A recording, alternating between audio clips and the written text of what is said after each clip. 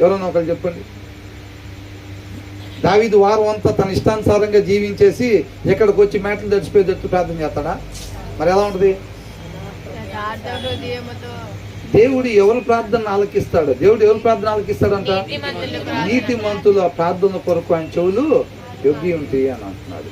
కాబట్టి ఆయన ప్రార్థనలో దేవుడు వినేటట్టుగా, నీతిమంతుడు అంటే వాక్యాన్ని అనుసరించేవాడు, ఆ వారం మొత్తం కూడా వాక్యాన్ని అనుసరించి వచ్చి ఆయన మాట ప్రకారంగానే జీవించి వచ్చి ఇక్కడ మోకరించి ప్రార్థన చేసేవాడిగా ఉంటాడనమాట దావీదు. అర్థమవుతుందండి? కాబట్టి తర్వాత ఏమంటున్నాడు? నా శత్రువులు నాకు కలిగించే అపాయం నుంచి నన్ను కాపాడుము దేవా అని అంటున్నాడు అనమాట. ఆ తర్వాత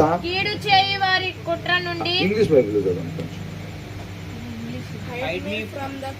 hide me from the conspiracy of the wicked అని అంటున్నాడు. Hide me from the conspiracy of the wicked. Wicked అంటే ఎవరు అనుకున్నాం? దుర్మార్గులు, కీడు చేసేవాళ్ళు. అర్థమవుతుందండి?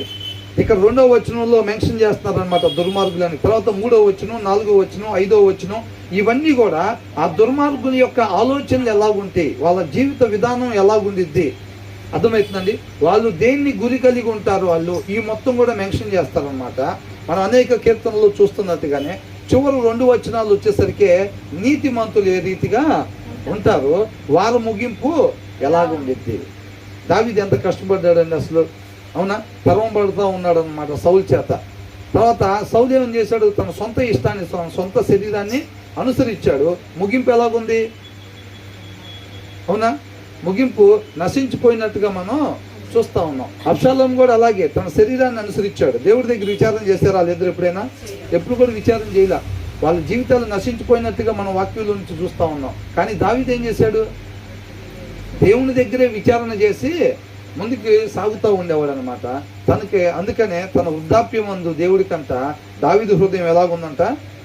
అంగీకారంగా ఉంది అని ఉందన్నమాట. కాబట్టి ఇక్కడే ఉన్న దుర్మార్గుల గురించి చెప్తున్నాడు. దుర్మార్గుల నుంచి నన్ను కాపాడు, దురాలోచన కలిగిన వాళ్ళ నుంచి. అంటే వీళ్ళెవరు? దుర్మార్గులకి ఎలాంటి ఆలోచన ఉంటుందంట? దురాలోచన. దురాలోచన అంటే మంచిది కానిది, అవునా? ఆలోచించకూడని విధంగా వాళ్ళు ఆలోచిస్తారనమాట. అంటే ఉండాల్సిన రీతిగా కాకుండా ఉండకూడని రీతిగా, ఉండాల్సిన రీతిగా అంటే ఏంటి? వాక్యానుసారముగా, మంచిగా అని, అవునా? దుర్మార్గుల ఆలోచన ఎలా ఉంటుందంట? దురాలోచన, మంచిది కాని ఆలోచన కలిగి వాళ్ళు ఉంటారు. అలాంటి ఆలోచనలు కలిగి ఉన్న వారి నుంచి నన్ను దాచిపెట్టు ప్రభువా అని అంటున్నారు అన్నమాట.